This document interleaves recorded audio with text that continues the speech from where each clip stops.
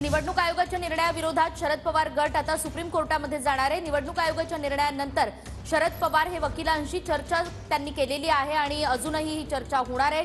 शरद पवार यांनी कपिल सिब्बल, अभिषेक मनु सिंघवी यांच्यासोबतही फोनवरून चर्चा केलेली आहे। तर अजित पवार गटाची आज दिल्लीमध्ये महत्त्वाची बैठक होईल। प्रफुल्ल पटेल यांच्या उपस्थितीमध्ये या बैठकीचं आयोजन करण्यात आलं। संध्याकाळी 4 वाजता राष्ट्रवादी काँग्रेसच्या कार्यालयामध्ये दिल्लीमध्ये ही बैठक होणार आहे। आणि याच संदर्भात आपण अधिक जाणून घेणार आहोत। आपण पाहतोय अजित पवार गटाची आज दिल्लीमध्ये महत्त्वाची बैठक। एकीकडे मुंबईमध्ये आज शरद पवार गटाची बैठक होणार आहे आणि दुसरीकडे दिल्लीमध्ये अजित पवार गटाची सुद्धा बैठक होणार आहे। आणि याच संदर्भात तपशीलवार माहिती आपल्याला देतील आपले प्रतिनिधी संदीप राजगोळकर। संदीप,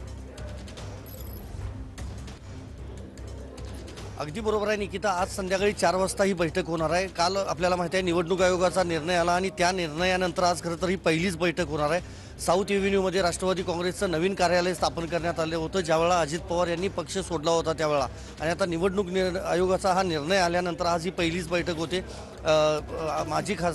माजी मंत्री आणि सध्याचे खासदार प्रफुल्ल पटेल यांच्या उपस्थितीमध्ये प्रदेशाध्यक्ष जे सुनील तटकरे आणि राष्ट्रीय स्तरावरचे जे त्यांचे पदाधिकारी आहेत ते या बैठकीला उपस्थित असणार आहेत। महत्त्वाचं हेच आहे की राज्यसभेसाठी त्यांच्याकडून देखील नावं आणि जी आहेत ती दिली जाऊ शकतात, त्याबाबतीतली ही चर्चा होऊ शकते। आणि दुसरं महत्त्वाचं, शरद पवार यांचा गट आज जर सुप्रीम कोर्टामध्ये गेला, याचिका जर दाखल केली निवडणूक आयोगाच्या निर्णयाविरोधात, तर कॅव्हेट दाखल करण्याबाबत जी चर्चा आहे ती देखील चर्चा या आजच्या बैठकीमध्ये होऊ शकते। मात्र केंद्रीय निवडणूक आयोगाचा निर्णय आल्यानंतर आज पहिलीच बैठक राजधानी दिल्लीमध्ये राष्ट्रवादी काँग्रेसची होणार आहे। निकिता, संदीप तुर्तास